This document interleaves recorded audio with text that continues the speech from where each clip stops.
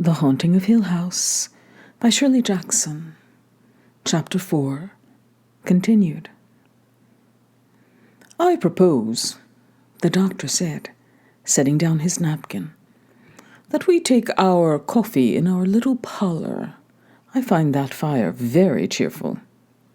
Theodora giggled. "Mrs. Dudley's gone, so let's race around fast and get all those doors and windows open and take everything down from the shelves."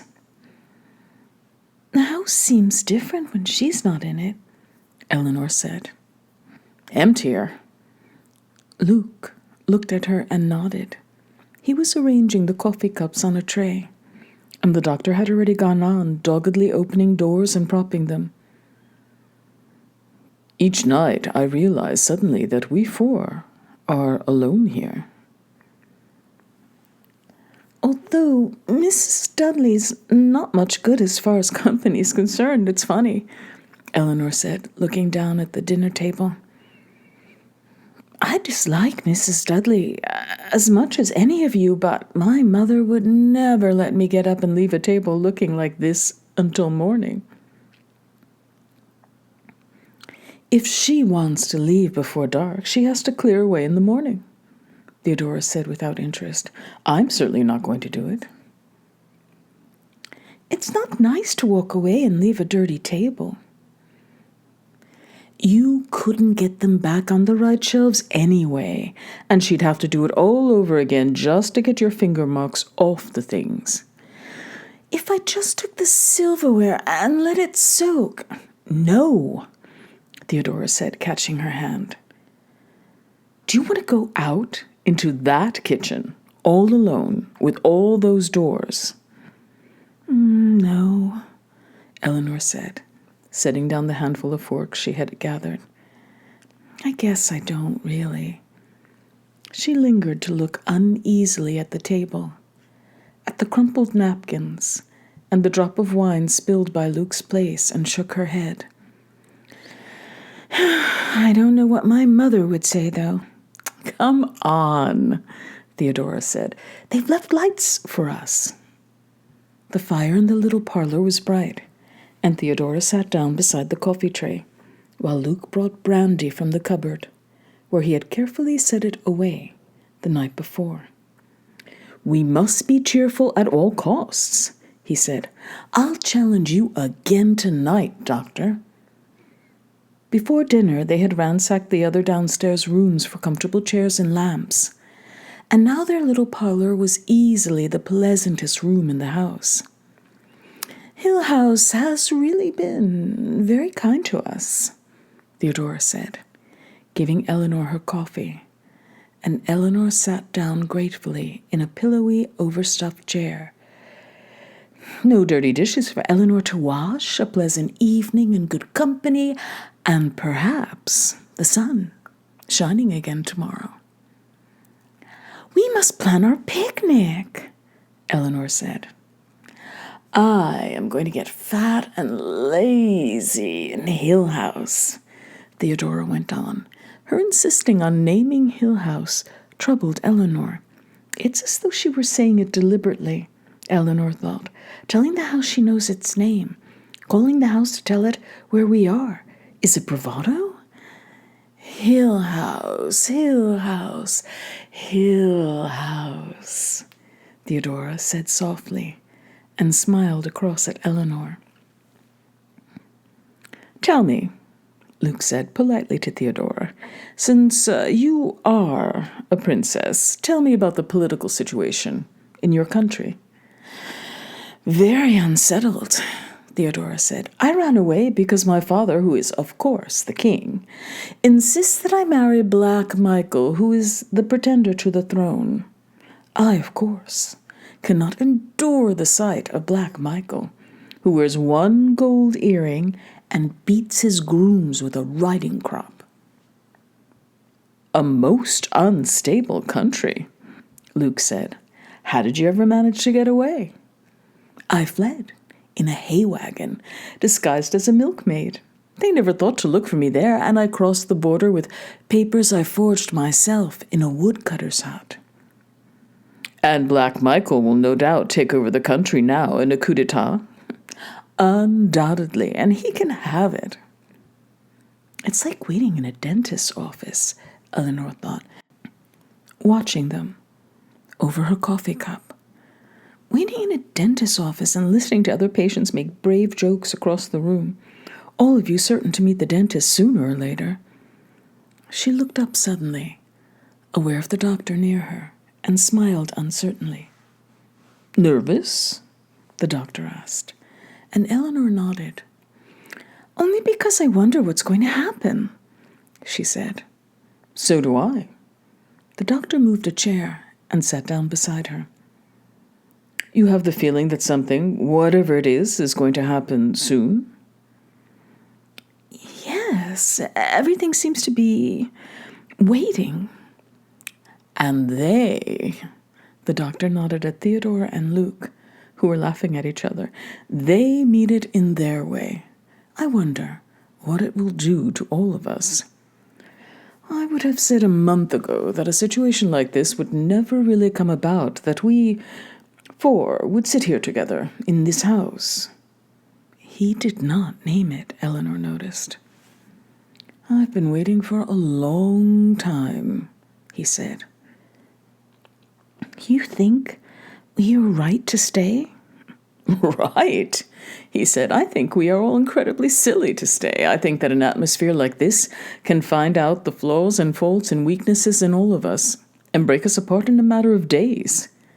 We have only one defense, and that is running away. At least it can't follow us, can it? When we feel ourselves endangered, we can leave just as we came. And," he added dryly, "just as fast as we can." "But we are forewarned," Eleanor said, "and there are four of us together." "I have already mentioned this to Luke and Theodora," he said. "Promise me, absolutely, that you will leave as fast as you can if you begin to feel the house catching at you." "I promise," Eleanor said, smiling. "He's trying to make me feel braver," she thought, and was grateful. "It's all right, though," she told him. "Really, it's all right." "I will feel no hesitation about sending you away," he said, rising, "if it seems necessary. Luke," he said, "will the ladies excuse us?"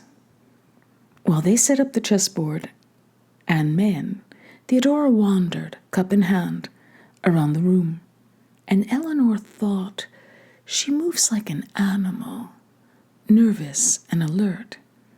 She can't sit still while there's any scent of disturbance in the air.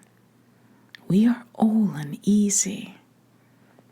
"Come and sit by me," she said, and Theodora came, moving with grace, circling to a resting spot. She sat down in the chair the doctor had left and leaned her head back tiredly. How lovely she is, Eleanor thought. How thoughtlessly, luckily lovely. "Are you tired?" Theodora turned her head, smiling. "I can't stand waiting much longer." "I was just thinking how relaxed you look." "And I was just thinking of, when was it? Day before yesterday? And wondering how I could have brought myself to leave there and come here. Possibly I'm homesick." "Already?" "Did you ever think about being homesick? If your home was Hill House, would you be homesick for it? Did those two little girls cry for their dark, grim house when they were taken away?" "I've never been away from anywhere," Eleanor said carefully. "So I suppose I've never been homesick. What about now? Your little apartment?" "Perhaps," Eleanor said, looking into the fire. "I haven't had it long enough to believe it's my own." "I want my own bed," Theodora said, and Eleanor thought, she is sulking again. When she is hungry or tired or bored, she turns into a baby. "I'm sleepy," Theodora said. "It's after 11, Eleanor said, and she turned to glance at the chess game, The doctor shouted with joyful triumph, and Luke laughed. "Now, sir," the doctor said. "Now, sir." "Fairly beaten, I admit it," Luke said. He began to gather the chessmen and set them back into their box. "Any reason why I can't take a drop of brandy upstairs with me? To put myself to sleep or give myself Dutch courage or some such reason. Actually," and he smiled over at Theodora and Eleanor, "I plan to stay up and read for a while." "Are you still reading Pamela?" Eleanor asked the doctor. "Volume 2. I have 2 volumes to go, and then I shall begin Clarissa Harlowe, I think. Perhaps Luke would care to borrow." "No, thanks," Luke said hastily. "I have a suitcase full of mystery stories." The doctor turned around. "Let me see," he said. "Fire screened. Lights out. Leave the doors for Mrs. Dudley to close in the morning." Tiredly, following one another, they went up the great stairway, turning out lights behind them. "Has everyone got a flashlight, by the way?" the doctor asked, and they nodded, more intent upon sleep than the waves of darkness which came after them up the stairs of Hill House. "Good night, everyone," Eleanor said, opening the door to the blue room. "Good night," Luke said. "Good night," Theodora said. "Good night," the doctor said. "Sleep tight." "Coming, Mother, coming," Eleanor said, fumbling for the light. "It's all right, I'm coming." "Eleanor," she heard. "Eleanor." Coming, she shouted irritably. "Just a minute, I'm coming." "Eleanor?" Then she thought with a crashing shock, which brought her awake, cold and shivering, out of bed, and awake. "I am in Hill House." "What?" she cried out. "What, Theodora?" "Eleanor? In here. Coming." No time for the light, she kicked the table out of the way, wondering at the noise of it, and struggled briefly with the door of the connecting bathroom. "That is not the table falling," she thought. "My mother is knocking on the wall." It was blessedly light in Theodora's room, and Theodora was sitting up in bed, her hair tangled from sleep, and her eyes wide with the shock of awakening. "I must look the same way," Eleanor thought, and said, "I'm here. What is it?" Then heard, clearly, for the first time, although she had been hearing it ever since she awakened. "What is it?" she whispered. She sat down slowly on the foot of Theodora's bed, wondering at what seemed calmness in herself. "Now," she thought, "now, it is only a noise and terribly cold, terribly, terribly cold. It is a noise down the hall, far down at the end, near the nursery, and terribly cold. Not my mother knocking on the wall." "Something is knocking on the doors," Theodora said in a tone of pure rationality. "That's all, and it's down near the other end of the hall. Luke and the doctor are probably there already to see what is going on." "Not at all like my mother knocking on the wall. I was dreaming again." "Bang, bang," Theodora said. "Bang," Eleanor said and giggled. "I am calm," she thought, "but so very cold. The noise is only a kind of banging on the doors one after another. Is that what I was so afraid about? Bang is the best word for it. It sounds like something children do, not mothers knocking against the wall for help. And anyway, Luke and the doctor are there. Is this what they mean by cold chills going up and down your back?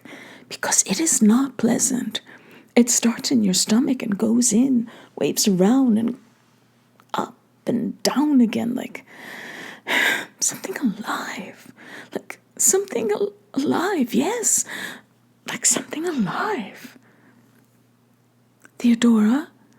she said, and closed her eyes and tightened her teeth together and wrapped her arms around herself. It's getting closer. Just a noise, Theodora said, and moved next to Eleanor and sat tight against her. It has an echo. It sounded, Eleanor thought, like a hollow noise, a hollow bang, as though something were hitting the doors with an iron kettle or an iron bar or an iron glove.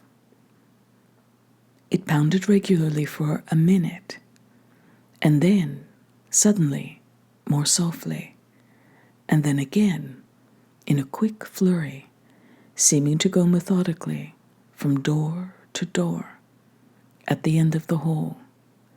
Distantly, she thought she could hear the voices of Luke and the doctor calling from somewhere below.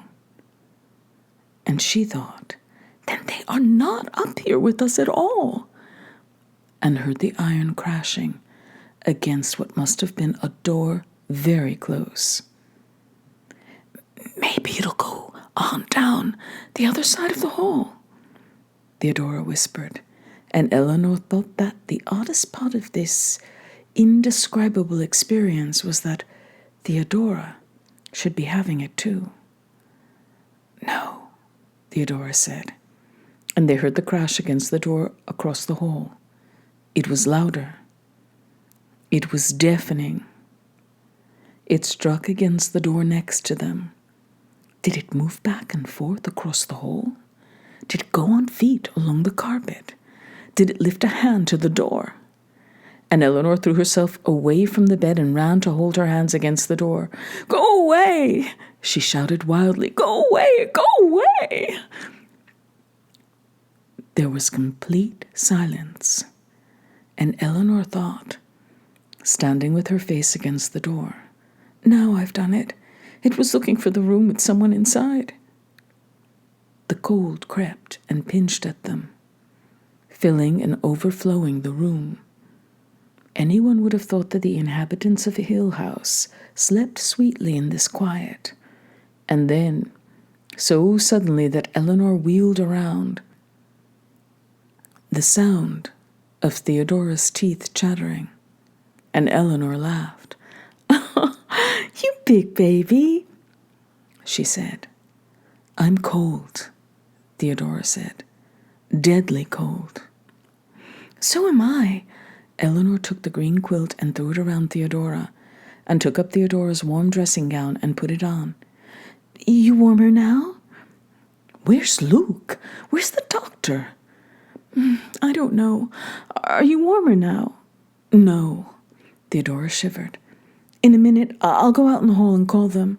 Are you...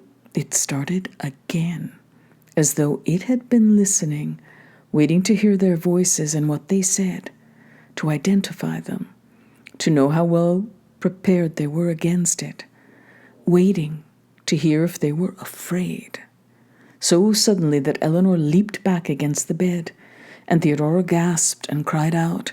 The iron crash came against their door, and both of them lifted their eyes in horror, because the hammering was against the upper edge of the door, higher than either of them could reach, higher than Luke or the doctor could reach, and the sickening, degrading cold came in waves from whatever was outside the door. Eleanor stood perfectly still and looked at the door. She did not know quite what to do, although she believed that she was thinking coherently, and was not unusually frightened, not more frightened certainly than she had believed in her worst dreams she could be. The cold troubled her, even more than the sounds. Even Theodora's warm robe was useless against the icy little curls of fingers on her back. The intelligent thing to do, perhaps, was to walk over and open the door that perhaps would belong with the doctor's views of pure scientific inquiry. Eleanor knew that even if her feet would take her as far as the door, her hand would not lift to the doorknob. Impartially, remotely, she told herself that no one's hand would touch that knob. It's not the work hands were made for, she told herself. She'd been rocking a little, each crash against the door pushing her a little backward, and now she was still because the noise was fading. I'm going to complain to the janitor about the radiators, Theodora said from behind her. Is it stopping? No. Eleanor said, sick. No. It had found them. Since Eleanor would not open the door, it was going to make its own way in. Eleanor said aloud, Now I know why people scream, because I think I'm going to. And Theodora said, I will if you will, and laughed, so that Eleanor turned quickly back to the bed, and they held each other, listening in silence. Little paddings came from around the doorframe, small, seeking sounds, feeling the edges of the door, trying to sneak a way in. The doorknob was fondled, and Eleanor, whispering, asked, Is it locked? And Theodora nodded, and then, wide-eyed, turned to stare at the connecting bathroom door. Mine's locked too, Eleanor said against her ear. And Theodora closed her eyes in relief. The little sticky sounds moved on around the doorframe, and then, as though a fury caught whatever was outside, the crashing came again. And Eleanor and Theodora saw the wood of the door tremble and shake, and the door move against its hinges. You can't get in, Eleanor said wildly. And again there was a silence, as though the house listened with attention to her words, understanding, cynically agreeing, content to wait. A thin little giggle came in a breath of air through the room, a little mad rising laugh, the smallest whisper of a laugh, and Eleanor heard it all up and down her back, a little gloating laugh moving past them around the house. And then she heard the doctor and Luke calling from the stairs. And mercifully, it was over. When the real silence came, Eleanor breathed shakily and moved stiffly. We've been clutching each other like a couple of lost children, Theodora said, and untwined her arms from around Eleanor's neck. You're wearing my bathrobe. I forgot mine. Is it really over? For tonight, anyway, Theodora spoke with certainty. Can't you tell? Aren't you warm again? The sickening cold was gone, except for a reminiscent little thrill of it, down Eleanor's back when she looked at the door. She began to pull at the tight knot she had put in the bathrobe cord, and said, Intense cold is one of the symptoms of shock.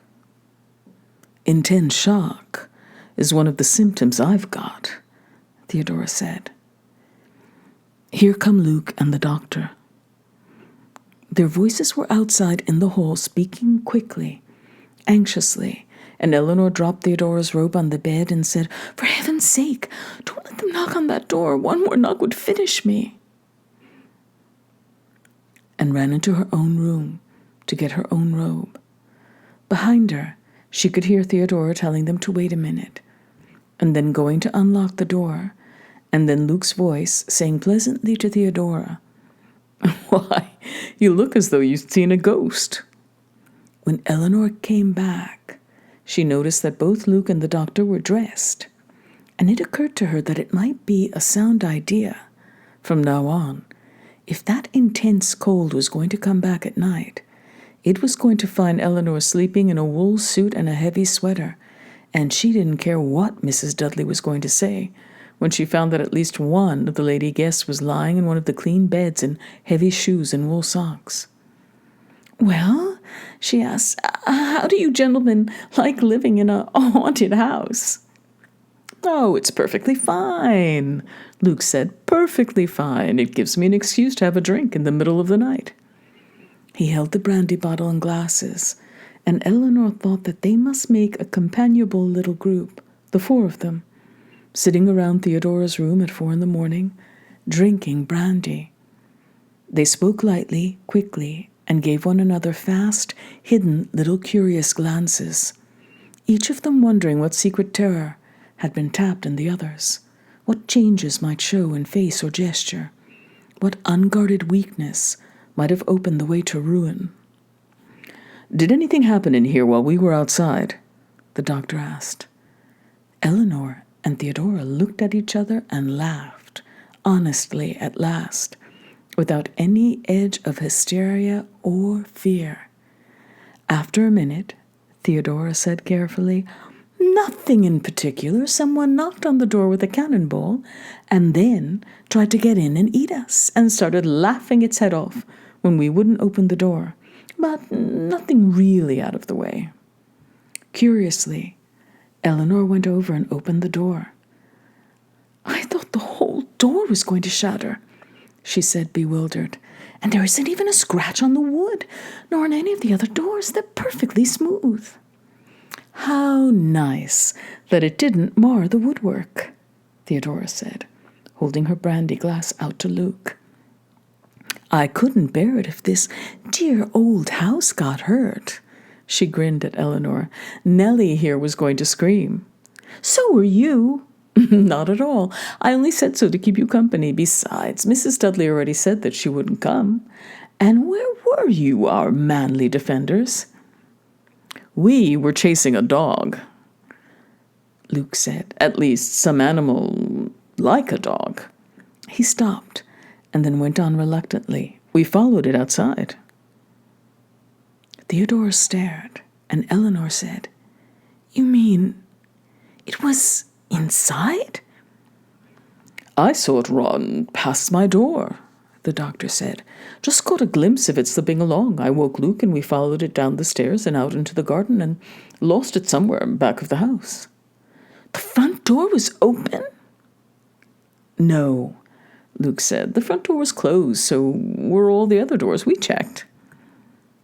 "We've been wandering around for quite a while," the doctor said.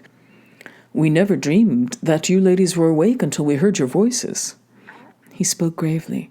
"There's one thing we have not taken into account," he said. They looked at him, puzzled, and he explained, checking on his fingers in his lecture style.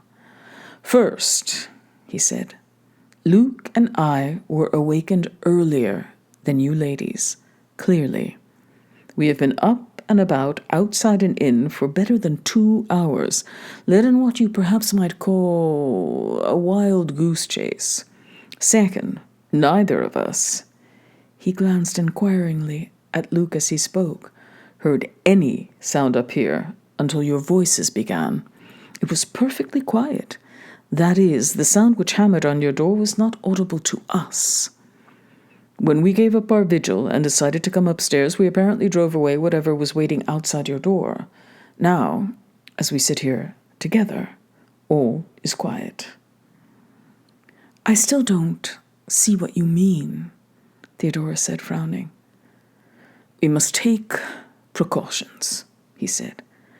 "Against what? How?" "When Luke and I are called outside, and you two are kept imprisoned inside, doesn't it begin to seem," and his voice was very quiet, "doesn't it begin to seem that the intention is somehow to separate us?" Chapter 5. Looking at herself in the mirror with the bright morning sunlight freshening even the blue room of Hill House, Eleanor thought, "It is my second morning in Hill House, and I'm unbelievably happy. Journeys end in lovers' meeting.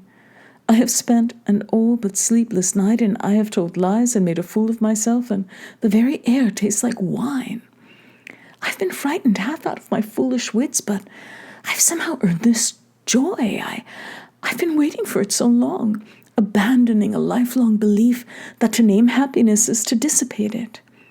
She smiled at herself in the mirror and told herself silently, "You are happy, Eleanor. You have finally been given a part of your measure of happiness. Looking away from her own face in the mirror, she thought blindly, journeys end in lovers' meeting. Lovers' meeting. Luke! It was Theodora, calling outside in the hall. You've carried off one of my stockings last night, and you are a thieving cad, and I hope Mrs. Dudley can hear me. Eleanor could hear Luke faintly answering. He protested that a gentleman had a right to keep the favors bestowed upon him by a lady, and he was absolutely certain that Mrs. Dudley could hear every word. Eleanor! Now Theodora pounded on the connecting door. Are you awake? May I come in? Come, of course, Eleanor said, looking at her own face in the mirror. You deserve it, she told herself. You have spent your life earning it. Theodora opened the door and said happily, How pretty you look this morning, my Nell. This curious life agrees with you. Eleanor smiled at her. The life clearly agreed with Theodora, too.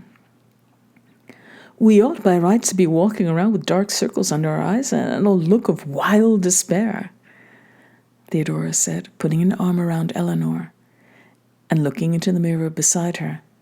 And look at us, two blooming, fresh, young lovelies. I'm 34 years old, Eleanor said, and wondered what obscure defiance made her add 2 years. And you look about 14, Theodora said. Come along, we've earned our breakfast. Laughing, they raced down the great staircase and found their way through the game room and into the dining room. Good morning, Luke said brightly. How did everyone sleep? Delightfully, thank you, Eleanor said, like a baby. There may have been a little noise, Theodora said, but one has to expect that in these old houses. Doctor, what do we do this morning? Said the doctor, looking up. He alone looked tired, but his eyes were lighted with the same brightness they found all in one another. It is excitement, Eleanor thought. We are all enjoying ourselves. Balisham House, the doctor said, savoring his words. Borley Rectory. Glamis Castle. It is incredible to find oneself experiencing it. Absolutely incredible. I could not have believed it. I begin to understand dimly the remote delight of your true medium. I think I shall have the marmalade, if you would be so kind. Thank you. My wife will never believe me. Food has a new flavor. Don't you find it so? It isn't just that Mrs. Dudley has surpassed herself, then. I was wondering, Luke said. I've been trying to remember, Eleanor said, about last night. I mean, I could remember knowing that I was frightened, but I can't imagine actually being frightened. I remember the cold, Theodora said, and shivered. I think it's because it was so unreal by any pattern of thought I'm used to. I mean, it just didn't make sense. Eleanor stopped and laughed, embarrassed.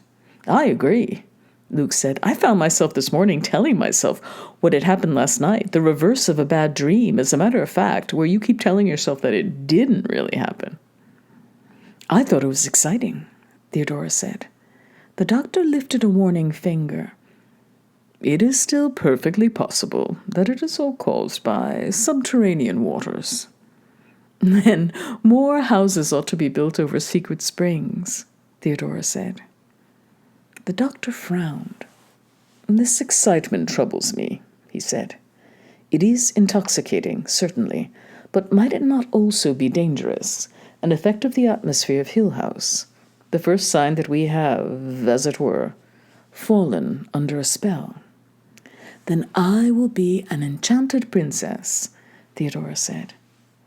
And yet, Luke said. "If last night is a true measure of Hill House, we are not going to have much trouble. We were frightened, certainly, and found the experience unpleasant while it was going on, and yet I cannot remember that I felt in any physical danger. Even Theodora telling whatever was outside her door was coming to eat her didn't really sound." "I know what she meant," Eleanor said, "because I thought it was exactly the right word. The sense that it wanted to consume us, take us into itself, make us a part of the house. Maybe, oh dear, I know. I knew what I was saying. I thought I knew what I was saying, but I'm doing it very badly." "No physical danger exists," the doctor said positively. "No ghost in all the long histories of ghosts has ever hurt anyone physically. The only damage done is by the victim to himself. One cannot say that the ghost attacks the mind, because the mind, the conscious, thinking mind, is invulnerable. In all our conscious minds, as we sit here talking, there's not one iota of belief in ghosts. Not one of us, even after last night, can say the word ghost without a little involuntary smile. No. The menace of the supernatural is that it attacks where modern minds are weakest, where we have abandoned our protective armor of superstition and have no substitute defense. Not one of us thinks rationally that what ran through the garden last night was a ghost, and what knocked on the door was a ghost, and yet there was certainly something going on in Hill House last night, and the mind's instinctive refuge, self-doubt, is eliminated. We cannot say it was my imagination because 3 other people were there too." "I could say," Eleanor put in, smiling, "all 3 of you are in my imagination. None of this is real." "If I thought you could really believe that," the doctor said gravely, "I would turn you out of Hill House this morning. You would be venturing too far close to the state of mind which would welcome the perils of Hill House with a kind of sisterly embrace." "He means he would think you were batty, Nell, dear."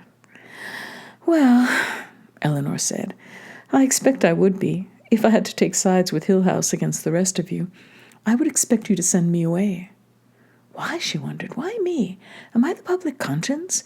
Expected always to say in cold words what the rest of them are too arrogant to recognize? Am I supposed to be the weakest, weaker than Theodora? Of all of us, she thought, I am surely the one least likely to turn against the others. "Poltergeists are another thing altogether," the doctor said, his eyes resting briefly on Eleanor. "They deal entirely with the physical world. They throw stones. They move objects. They smash dishes. Mrs. Foyster at Borley Rectory was a long-suffering woman, but she finally lost her temper entirely when her best teapot was hurled through the window.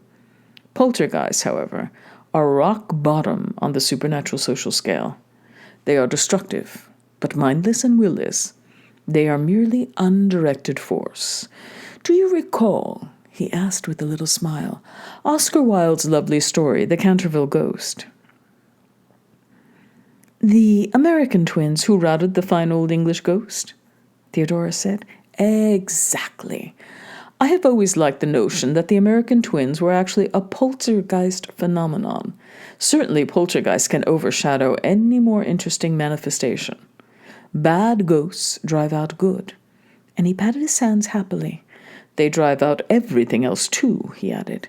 "There is a manor in Scotland infested with poltergeists, where as many as 17 spontaneous fires have broken out in one day. Poltergeists like to turn people out of bed violently by tipping the bed over end. And I remember the case of a minister who was forced to leave his home because he was tormented day after day by a poltergeist who hurled at his head hymn books stolen from a rival church." Suddenly, without reason, laughter trembled inside Eleanor. She wanted to run to the head of the table and hug the doctor. She wanted to reel, chanting, across the stretches of the lawn. She wanted to sing and to shout and to fling her arms and move in the great emphatic possessing circles around the rooms of Hill House. "I am here. I am here," she thought. She shut her eyes, quickly in delight. and then said demurely to the doctor, "And what do we do today?" "You're still like a pack of children," the doctor said, smiling too, "always asking me what to do today. Can't you amuse yourselves with your toys or with each other? I have work to do." "All I really want to do," and Theodora giggled, "is slide down that banister." The excited gaiety had caught her, as it had Eleanor. "Hide and seek," Luke said. "Try not to wander around alone too much," the doctor said. "I can't think of a good reason why not, but it does seem sensible." "Because there are bears in the woods," Theodora said. "And tigers in the attic," Eleanor said. "And an old witch in the tower and a dragon in the drawing room." "I am quite serious," the doctor said, laughing. "It's 10 o'clock. I clear—" "Good morning, Mrs. Dudley," the doctor said, and Eleanor and Theodora and Luke leaned back and laughed helplessly. "I clear at 10 o'clock. "We won't keep you long, about 15 minutes, please, and then you can clear the table."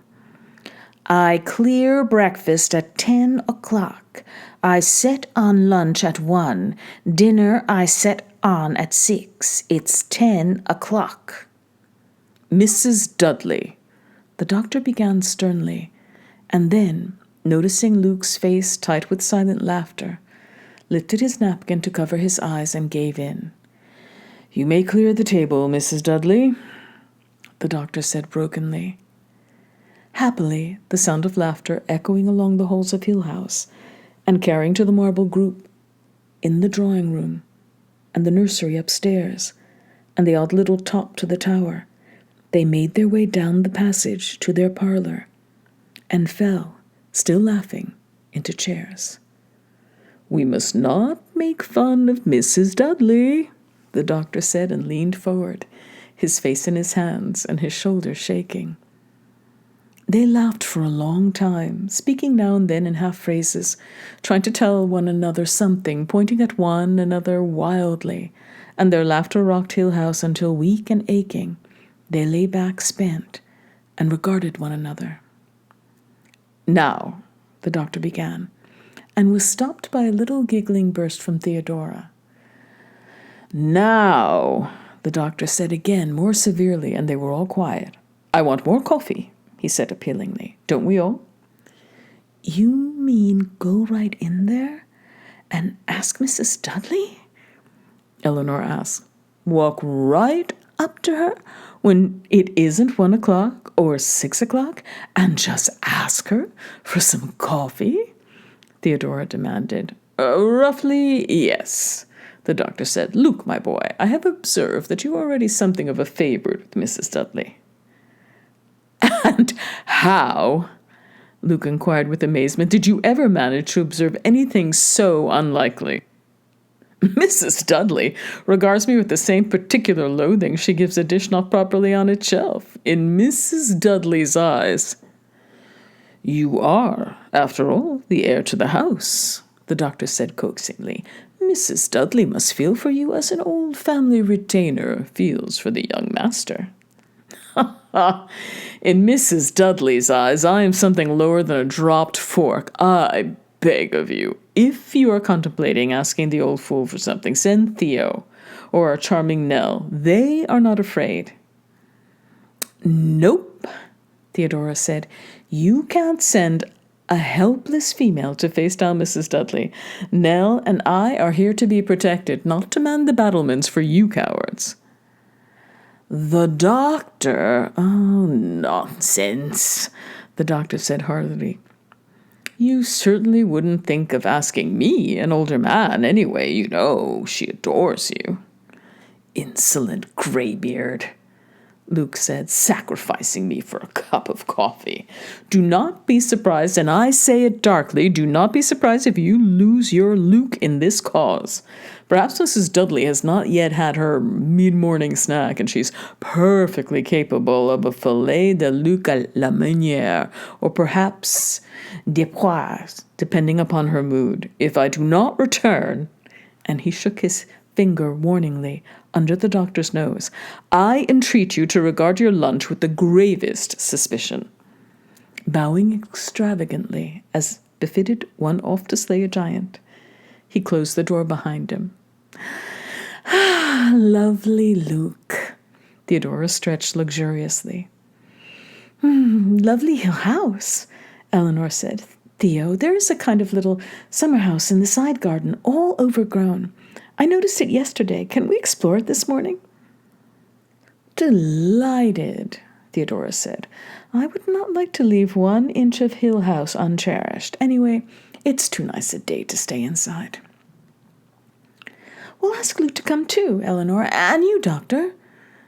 "My notes," the doctor began, and then stopped as the door opened so suddenly that in Eleanor's mind was only the thought that Luke had not dared face Mrs. Dudley after all, but had stood waiting pressed against the door. Then, looking at his white face and hearing the doctor say with fury, "I broke my own first rule. I sent him alone," she found herself only asking urgently, "Luke? Luke?" "It's all right." Luke even smiled, "but come into the long hallway." Chilled by his face, and his voice, and his smile, they got up silently and followed him through the doorway into the dark, long hallway which led back to the front hall. "Here," Luke said, and a little winding shiver of sickness went down Eleanor's back when she saw that he was holding a lighted match up to the wall. "It's writing?" Eleanor asked, pressing closer to see. "Writing," Luke said. "I didn't even notice it until I was coming back. Mrs. Dudley said no," he added, his voice tight. "My flash." The doctor took his flashlight from his pocket, and under its light, as he moved slowly from one end of the hall to the other, the letters stood out clearly. "Chalk," the doctor said, stepping forward to touch a letter with the tip of his finger, "written in chalk." The writing was large and straggling, and ought to have looked, Eleanor thought, as though it had been scribbled by bad boys on a fence. Instead, it was incredibly real, going in broken lines over the thick paneling of the hallway. From one end of the hallway to the other, the letters went, almost too large to read, even when she stood back against the opposite wall. "Can you read it?" Luke asked softly, and the doctor, moving his flashlight, read slowly. "Help, Eleanor. Come home." "No!" And Eleanor felt the words stop in her throat. She had seen her name as the doctor read it. "It's me," she thought. "It's my name, standing out there so clearly. I should not be on the walls of this house. Wipe it off, please," she said, and felt Theodora's arm go around her shoulders. "It's crazy," Eleanor said, bewildered. "Crazy is the word, all right," Theodora said strongly. "Come back inside now and sit down. Luke will get something and wipe it off." "But it's crazy," Eleanor said, hanging back to see her name on the wall. "Why?" Firmly, the doctor put her through the door into the little parlor and closed it. Luke had already attacked the message with his handkerchief. "Now you listen to me," the doctor said to Eleanor. "Just because your name—" "That's it," Eleanor said, staring at him. "It knows my name, doesn't it? It knows my name." "Shut up, will you?" Theodora shook her violently. "It could have said any of us. It knows all our names." "Did you write it?" Eleanor turned to Theodora. "Please tell me. I won't be angry or anything, just so I can know that maybe it was only a joke to frighten me." She looked appealingly at the doctor. "You know that none of us wrote it," the doctor said. Luke came in, wiping his hands on his handkerchief. And Eleanor turned hopefully. "Luke," she said, "you wrote it, didn't you, when you went out?" Luke stared, and then came to sit on the arm of her chair. "Listen," he said. "You want me to go writing your name everywhere, carving your initials on trees, writing Eleanor, Eleanor on little scraps of paper?" He gave her hair a soft little pull. "I've got more sense," he said. "Behave yourself." "Then why me?" Eleanor said, looking from one of them to another. "I am outside," she thought madly. "I'm the one chosen." And she said again quickly, begging, "Did I do something to attract attention, more than anyone else?" "No more than usual, dear," Theodora said. She was standing by the fireplace, leaning on the mantel and tapping her fingers, and when she spoke, she looked at Eleanor with a bright smile. "Maybe you wrote it yourself." Angry, Eleanor almost shouted, "You think I want to see my name scribbled all over this foul house? You think I like the idea that I'm the center of attention? I'm not the spoiled baby after all. I don't like being singled out." "Asking for help. Did you notice?" Theodora said lightly. "Perhaps the spirit of the poor little companion has found a means of communication at last. Maybe she was only waiting for some drab, timid. Maybe it was only addressed to me because no possible appeal for help could get through that iron selfishness of yours. Maybe I might have more sympathy and understanding in 1 minute than—" "And maybe, of course, you wrote it to yourself," Theodora said again. After the manner of men who see women quarreling, the doctor and Luke had withdrawn, standing tight together in miserable silence. Now, at last, Luke moved and spoke. "That's enough, Eleanor," he said unbelievably, and Eleanor whirled around, stamping. "How dare you?" she said, gasping. "How dare you?" And the doctor laughed then, and she stared at him, and then at Luke, who was smiling and watching her. "What is wrong with me?" she thought. But they think Theodora did it on purpose, made me mad so I wouldn't be frightened. How shameful to be maneuvered that way. She covered her face and sat down in her chair. "Nell, dear," Theodora said, "I am sorry." "I must say something," Eleanor told herself. "I must show them that I'm a good sport after all, a good sport. Let them think that I am ashamed of myself. I'm sorry," she said. "I was frightened." "Of course you were," the doctor said. And Eleanor thought, how simple he is, how transparent. He believes every silly thing he has ever heard.